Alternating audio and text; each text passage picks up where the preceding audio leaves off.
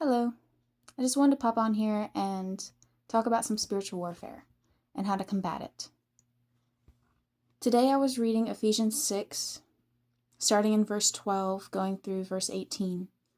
It says, "For we do not wrestle against flesh and blood, but against principalities, against powers, against the rulers of the darkness of this age, against spiritual hosts of wickedness in the heavenly places. Therefore take up the whole armor of God, that you may be able to withstand the evil day, and having done all, to stand. Stand therefore, having girded your waist with truth, having put on the breastplate of righteousness, and having shod your feet with the preparation of the gospel of peace. Above all, taking the shield of faith, with which you will be able to quench all the fiery darts of the evil one. And take the helmet of salvation and the sword of the Spirit, which is the word of God, praying always with all prayer and supplication in the Spirit, being watchful to this end with all perseverance and supplication for all the saints."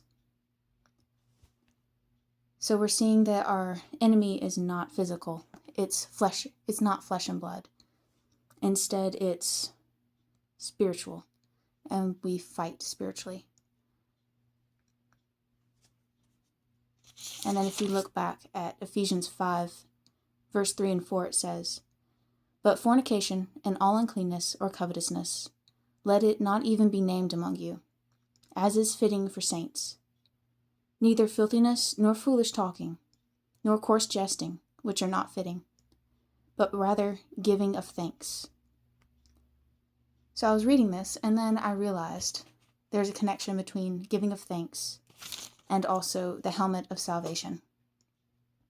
The helmet of salvation is there in order to block the wicked one's temptations and fiery trials that he sends to us. He attacks our mind, and in order to withstand those schemes, we have to put on the helmet of salvation. And to my best understanding, that means concentrating on salvation, concentrating on where we're going. We're going home one day, and we're going to be in the presence of Jesus. We're not going to have these issues anymore.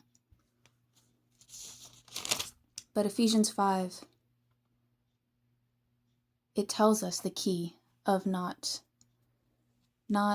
speaking like the world, not joking like the world. It says coarse jesting, and not having foolish talk, which could also, I believe, incorporate gossip. But it says rather give thanks. And a good analogy for this is like at work. If someone's gossiping about someone else, tell them, no, I'm not going to do that. And then instead of complaining about work, give thanks. You have a job. You have somewhere that God has provided where you can have an income to provide for you and your family, and even to help others. God has provided, and we should give thanks. And that is one way to deal with spiritual warfare.